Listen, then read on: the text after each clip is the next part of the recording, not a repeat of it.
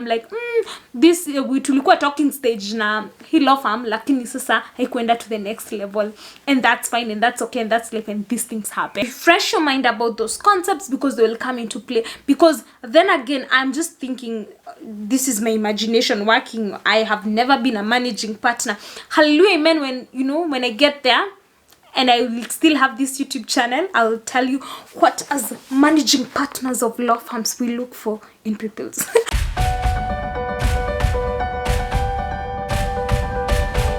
Hi guys, welcome to Redefined Gospel YouTube channel, where we are thriving in Christ. This channel seeks to link the word of God to the contemporary times and ultimately ensure that we are thriving in Christ. And in addition to being a faith-based content creator, I am a lawyer by profession based in Kenya.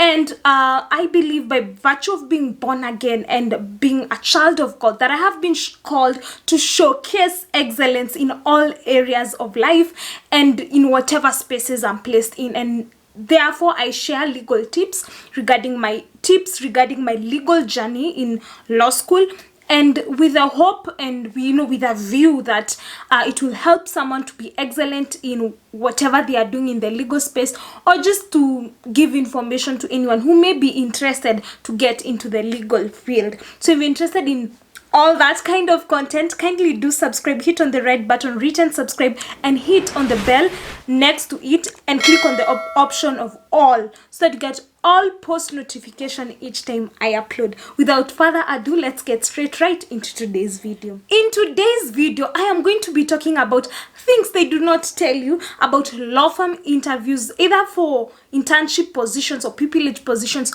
what they don't tell you. Sijui ni akina nani yao, lakini hao hawakuambii hayo maneno. Lazima utayasikilia hapa kwenye Redefined Gospel. You will hear, for the international audience, you will hear the tea right here in Redefined Gospel. And this is based off my experience of being, in interviews. Majorly, after I finished my fourth year of law school, there's that period before you join the Kenya School of Law, which was 2019 April. So between 2019 April to 2020 February, that period. So I knew by the time I was getting to fourth year first semester that I needed to be at a certain place, maybe working, not maybe working, but definitely working. And so then I started off applying. There were some positions that had been advertised for people who have just finished the 4 years, and some of them were done in collaboration with those who are in Kenya School of Law and were looking for pupillage positions. And also based off some experience of some of the interviews I attended last year. So that is what I'm going to be sharing with you, and some of the things that I was like, wow. Afterwards, introspectively, because they don't give you feedback, and I am not here in no way, shape, form saying that I'm a human resource expert, because the closest I have gotten to human resource is when I have been doing my CS course, formerly known as CPS course. So that's the closest I've got. And then currently at the Kenya School of Law with the unit Legal Practice Management. That's the closest I've got to human resource. But this is based off, when you get out of an interview room and you're like, wow, I wish I knew that, because if I knew such kind of questions will be brought forth, I would have prepared. If I answered in this way, probably I would have gotten inside kabisa. And I know there may be questions regarding, actually now getting an interview, getting called for an interview, and how you brand yourself and how you brand your application and how you ensure that you, in the first place, you get called to an interview. And I'm going to handle that way later in the year, as I'll be tackling pupillage more in depth later in the year. So be sure to subscribe. So let's get straight into what they don't tell you about pupillage interviews, internship interviews to law firms. And I've not interviewed in all law firms in Kenya, so I understand that different law firms have different modalities, they have different things they ask, but this is something that I've seen common, like a pattern. Even, talking with my friends, there's like that pattern, okay? Let's get straight right into the points. Number one. Kwanza, this mistake, I did it in, was it May of 2019, around there? Understand your additional certifications. Understand what that means to the position that you're applying it. Understand how you will vocalize that. And I know you're like, okay, what is even that? Tumeanza na point gani hiyo surely? But most of us, not most, maybe even all, or some of us, if you have gotten an addition certification, maybe you went and got a certificate somewhere, maybe you attended an online training, maybe you have done the CPS course, probably you have done all those arbitration and mediation course, you have done all those things. It is great, it is wonderful, it is on your CV, it probably gave you an upper edge and you got into the interview room. Now, understanding what that certification means to the firm, what value are you adding to the firm through that particular certification? Now, let me elaborate using, I'm going to use my personal experiences and where I felt I had missed it. Let's begin from the fact that when I entered that interview room, I felt, I was like intimidated, kind of. Not intimidated, but a bit scared, because it was a good firm. It was a good firm, a great firm actually. And so then when I got inside and I'm asked, why did you do the CS course? And first of all, I had not changed on my CV from CPS to CS because it had changed. I had not changed, and I hadn't really paid attention to what now it is called, because it was certified public secretariat. Right now it is certified secretaries. So I knew it was certified secretaries, but I confused and said a certified secretary, because she noted that there was CPS and was like, oh, you did CPS and you are, then I was in like section 3 and you're in section 3.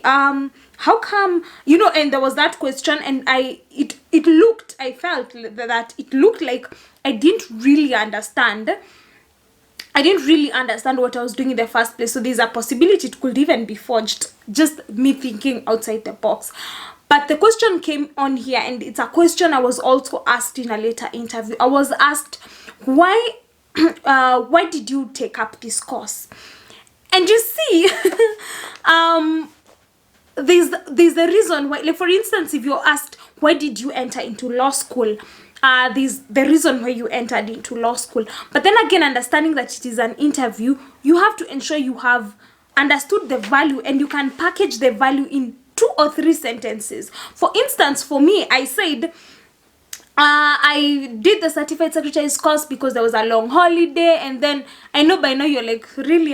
But that's what I was just honest, and I was like, there was a long holiday, I decided to do it and all that, and then I stopped at that.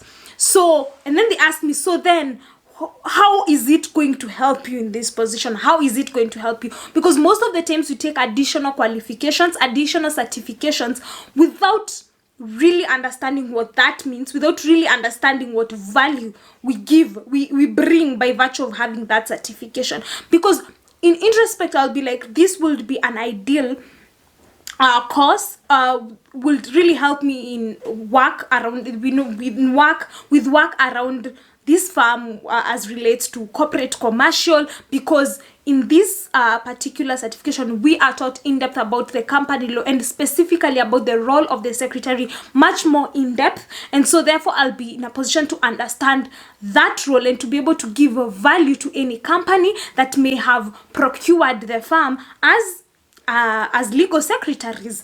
It could talk about, it gives you professional, what is it called? Say hata sikumbuki. I feel kama mnani interview. But a professional, it gives you, it's a professional certification. So yes, you have the legal, you have the theory, but then again, now it gives you the professional bit. So when we are talking about corporate secretarial services, then it goes in depth into the professional aspect of it and the practical bit of it. When it comes to understanding financial statements, when it comes to financial management, so you understand how, when we are saying that the stocks are low, how to calculate and all that. So then if you're in a space where you are a legal secretary and you're looking at issues to do with compliance, you're able to understand those statements. Now, that kind of answer and that kind of response, it's no-brainer that it makes someone understand that you understand your certification. You went for an online training where you are being taught about preferential trade agreements or something like that. Is it not preferential? Free trade agreements, FTA. whatever you are being taught in that online course, and you have to understand what value did it give you, and then how can you attach that value to what the firm is doing. So if the firm is doing corporate intellectual property, oil and gas, it does international trade and investment, then you can add, and this will be very much in line with international trade investment. So that is one thing, or something I wish someone told me. And like personally, my experience, the people who went ahead of me, the most I would do is like, help me with a sample of your cover letter and your CV, and then maybe the common question, tell us about yourself. Trust you me, I can count the number of interviews that not that I've gone to a million, but the number of interviews where I have been asked, actually most of the interviews you ask less than 2 personal questions. So the questions that I'm going to go through, and I've started with understanding your certification, are the most common. These other ones that you tell us about yourself, I mean, kuna Google, people have Googled,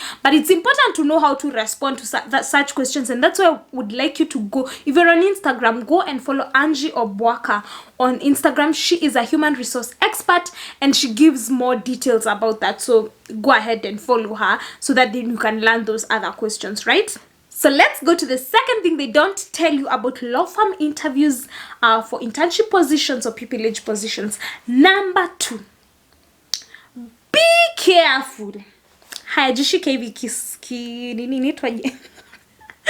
Sikio, jishike sikio hapa and say, be careful what you write in your cover letter as your area of expertise. Most of the times you look at someone as maybe someone, the precedence or whatever cover letter you use, that you're like, that person aliandika that I am interested in corporate law and this and this and that. Then you go to the website of the particular firm you're applying to. You see that they do intellectual property, they do oil and gas, and they do conveyancing. So you're like, I'll write this so that they will be like, oh, wonderful, she's interested in what we do. Come, let's kuja be with us, okay?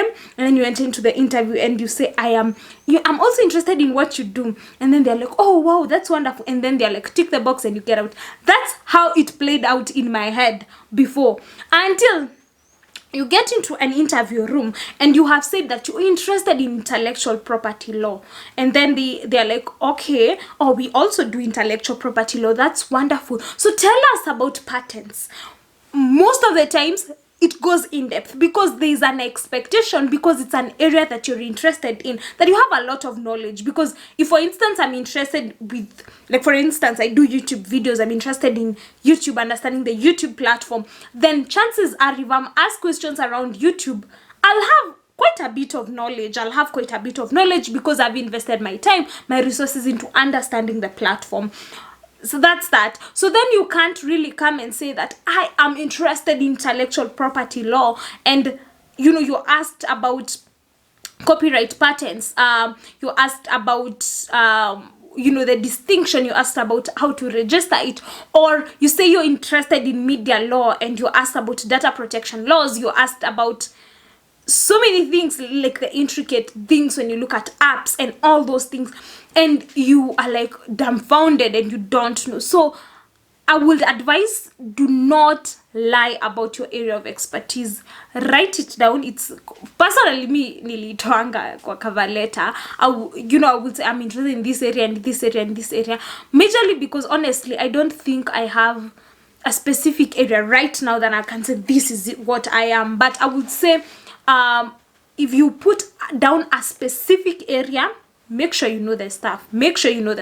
Because again, and I don't think it's a bad thing that people ask legal based questions, because again, looking at it, you are entering into a space to help out with the work. So you can't be there and you're being asked, go make an order 11 application, and you're like, okay, so you spend a whole hour trying to understand that. They would like, someone who's able to do the work really fast, someone who's interested, someone who knows the stuff, because ideally they're not just bringing you to help you. This is also what you're giving to the firm. The third thing they don't tell you about law firm interviews for either internship position or pupillage positions is that do not be overzealous, do not be overconfident, do not be quick to respond.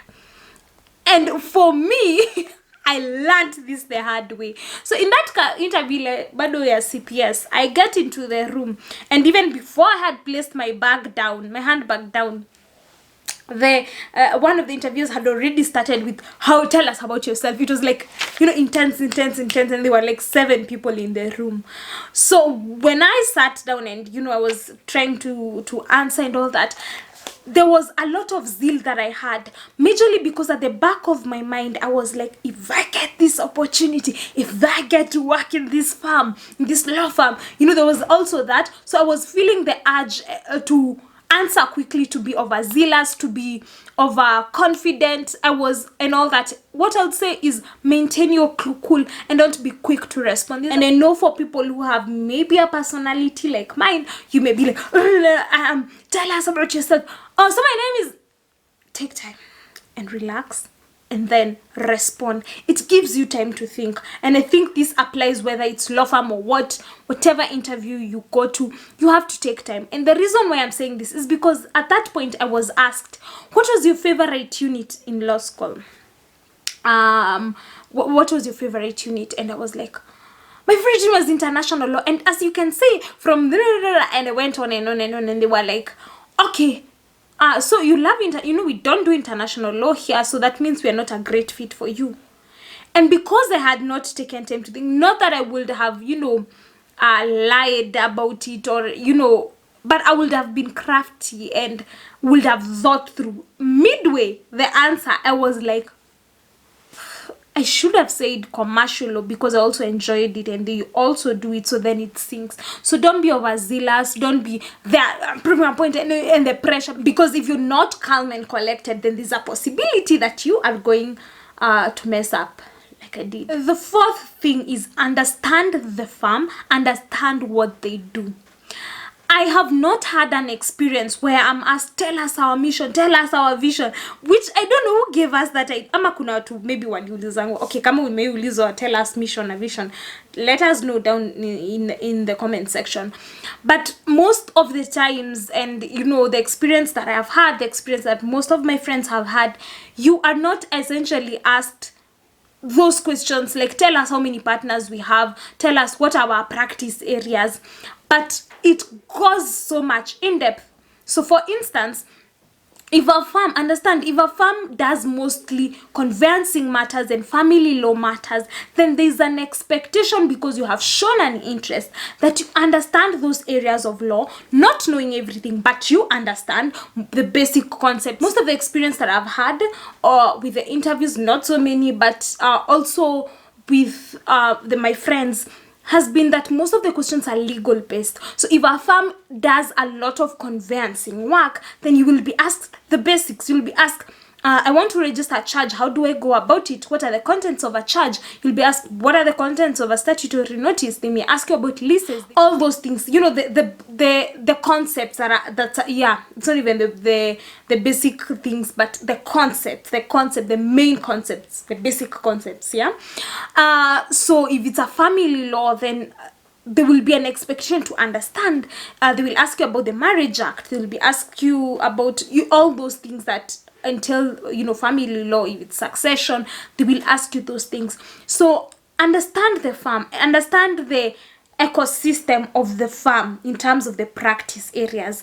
Understand that, and then be mentally prepared for that. If you need to peruse books here and there, do that. Refresh your mind about those concepts, because they will come into play. Because then again, I'm just thinking, this is my imagination working. I have never been a managing partner. Hallelujah, amen.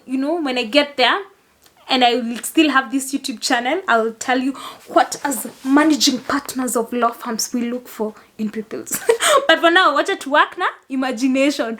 So my imagination is, if you're bringing someone into a firm that does majorly conveyancing work and they do not understand the basic concepts, then maybe you may be 50-50 about it.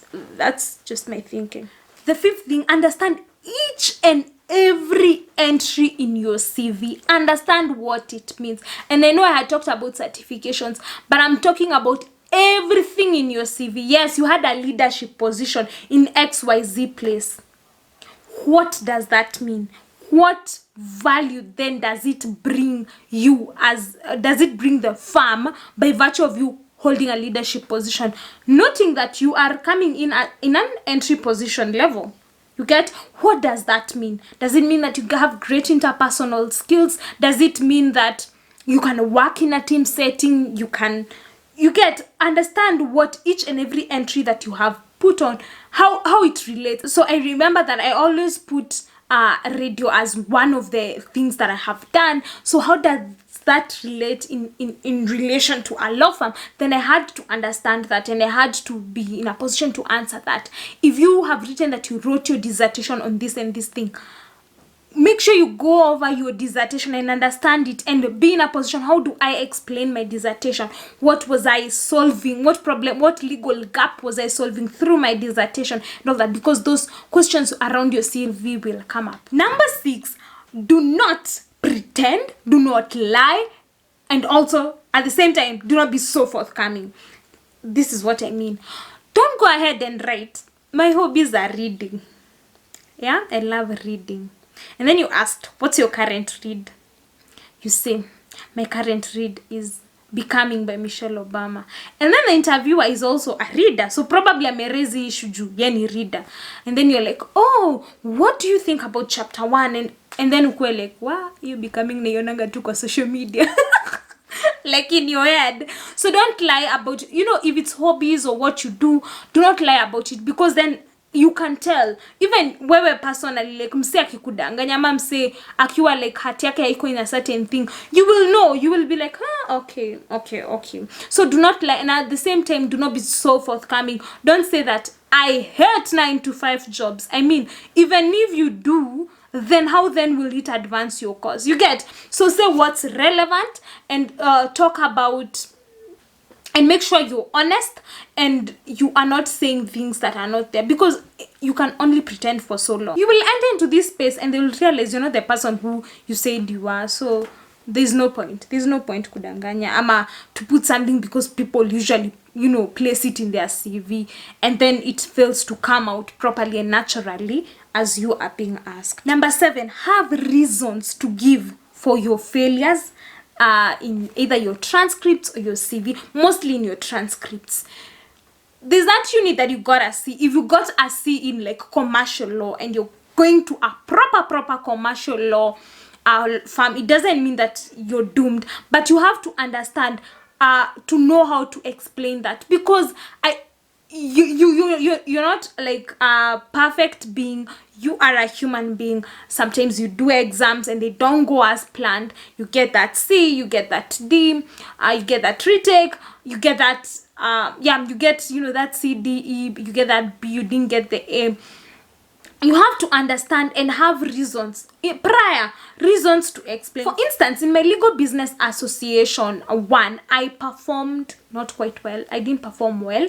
But then again in LBA 2, I got an A. So then explaining that wasn't as difficult. So then what I needed to do is say, like in LBA, my fault was that I didn't look in-depthly into statutes. My focus was on this. Then I learned when I did the exam and the cuts, I did the cut and I didn't pass the cut, which is a prerequisite for the main exam, but I picked myself up. So it shows that you are a person who, when you fail, you get into introspection and you do better. So it then ends up to be a strength for you. So go through your transcripts and have reasons. Don't be like, life, when your life in a kuanga, or say, that lecturer was very strict.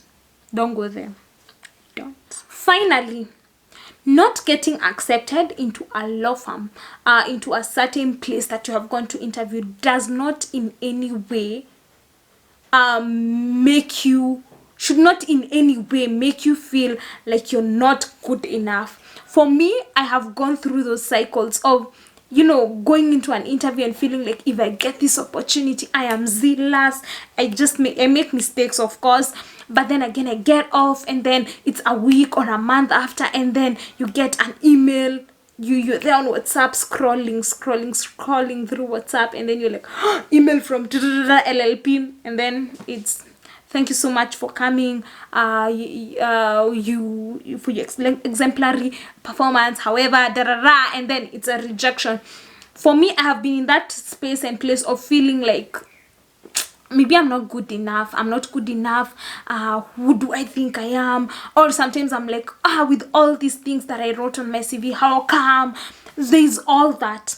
But what I thank God for a friend of mine who reminded me that sometimes you may not be good fits for each other. Not that all of you are great and good. The farm is great, you are great, but you're not a good fit for each other. And if you're not a good fit for each other, you will enter into the environment. Either you will not be you will be like, and I'm using this term loosely, you'll be toxic to the farm, or the farm will be toxic to you. I don't know the proper word for that, because this is a working relationship. The same way we may be good people, we love God, we are great people, but we may not be fit for each other to have like a romantic relationship. Not that we are bad, not that we are not good enough, but the dynamics of everything. So that's how I chose to think about it. I'm like, this we tulikuwa talking stage na hilo farm, lakini sasa haikuenda to the next level, and that's fine, and that's okay, and that's life, and these things happen.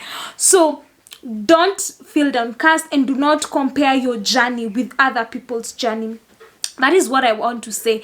Even as you think about the employment sector and all that, do not compare. Your journey is so unique, and run your own race. I believe that God is in charge of our lives, is in charge of our futures, and because he knows what's best for us. And if only we stick to his will, if only we do not we don't fall off what he desires, and do things our own way, because we're like, God, we may take too long. Oh God, I wanted this and you didn't give me. God usually has a purpose, and trust you me, sometimes we think that X is best for us, and God has this exemplary Z, great, wonderful for us. We just need to pray and wait, and also do the work, do the preparation. Don't be like, I have an interview, and then you'll just sleep and all that.